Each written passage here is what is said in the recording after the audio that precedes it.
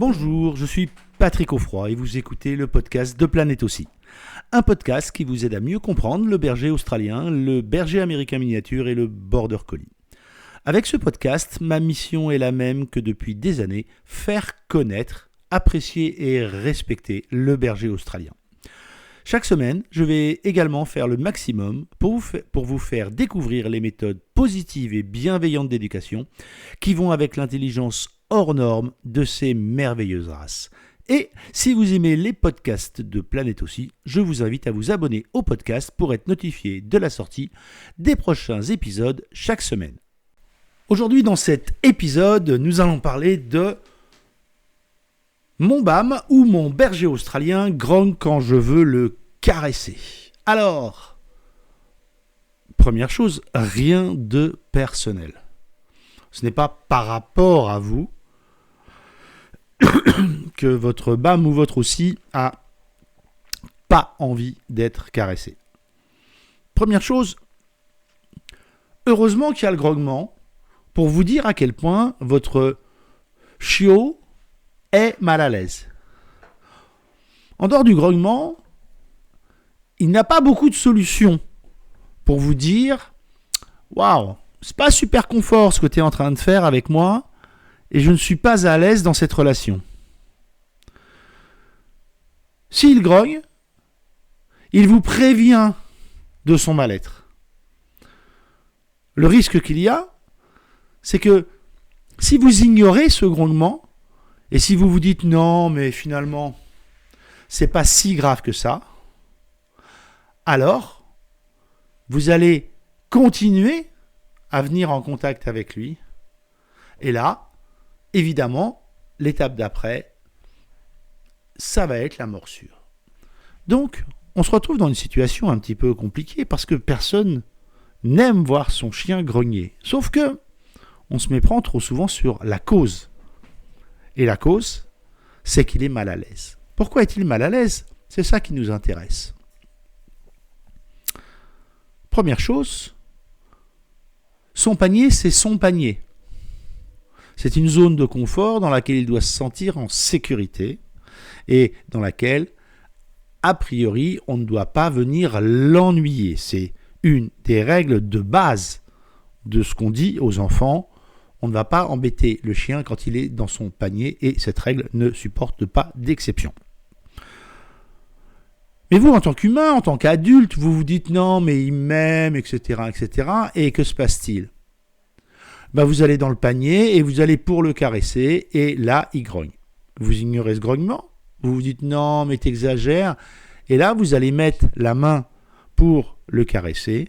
Et là, soit vous avez un chien résilient et les choses vont quand même bien se passer, soit vous avez un chien qui n'a vraiment pas envie d'être caressé. Et là, il va y avoir soit une augmentation de l'intensité du grognement, soit il va passer à l'étape d'après qui est le petit coup de dent. Alors, le petit coup de dent, il se caractérise, je vais bien l'expliquer pour ceux qui sont sur le podcast et qui ne me voient pas en vidéo, il se caractérise par je ferme les dents sur quelque chose, la plupart du temps la main, et je vais rester une petite seconde avec très très peu de pression et je vais relâcher.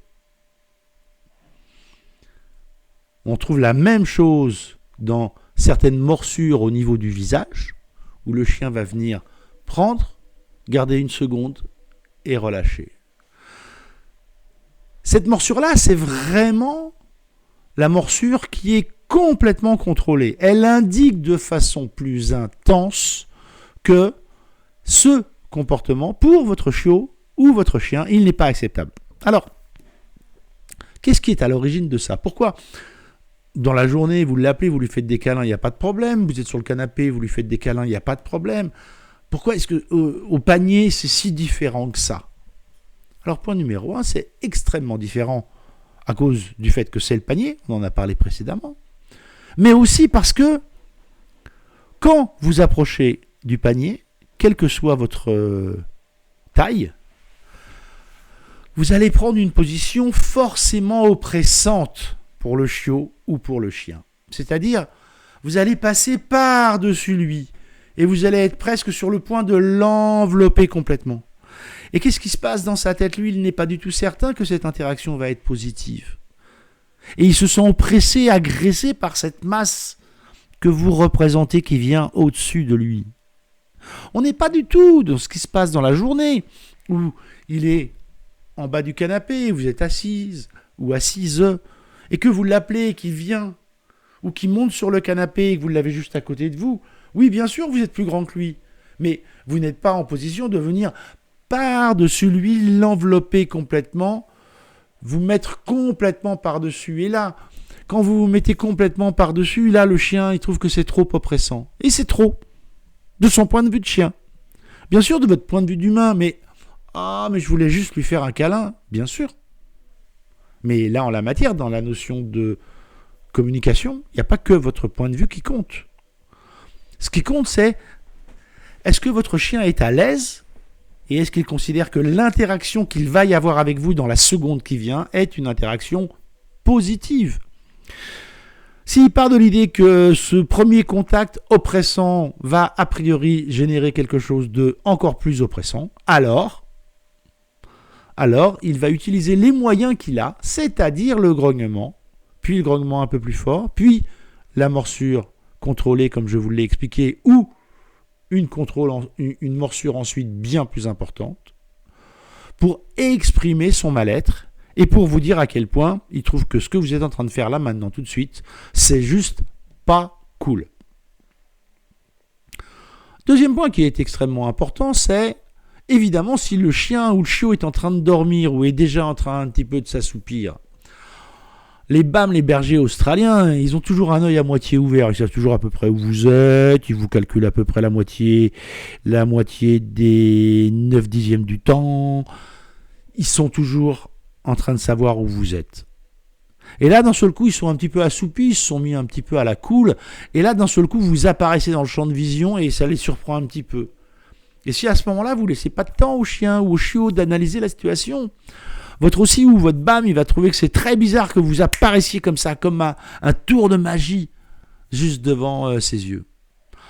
Alors qu'est-ce qu'il se dit ? Il se dit « Waouh, bizarre !»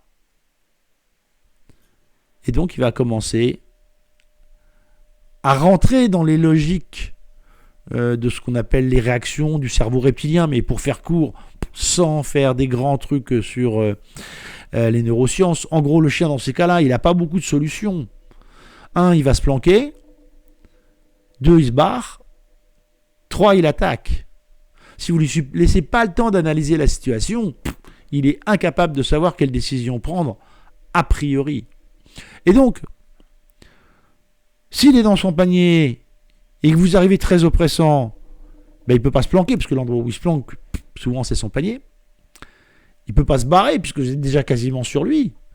Alors que se passe-t-il ? À part de vous expliquer la vie, que vous arrivez trop vite, trop par-dessus lui, trop avec des mains pour le farfouiller, en dehors du grognement, sincèrement, je ne vois pas ce qu'il peut faire pour vous dire qu'il trouve que la situation n'est pas cool. Voilà pourquoi les bergers australiens et les BAM grognent, comme tous les chiens, me direz-vous, et vous avez raison. En la matière, ce podcast, cette vidéo, il s'applique quasiment à tous les chiens. Il n'y a pas de raison d'aller oppresser dans son panier le chien parce que vous, ça vous fait plaisir à ce moment-là. Si vous voulez aller faire un câlin avant de dormir à votre chiot ou à votre chien, de vous à moi, c'est ce que je fais tous les soirs.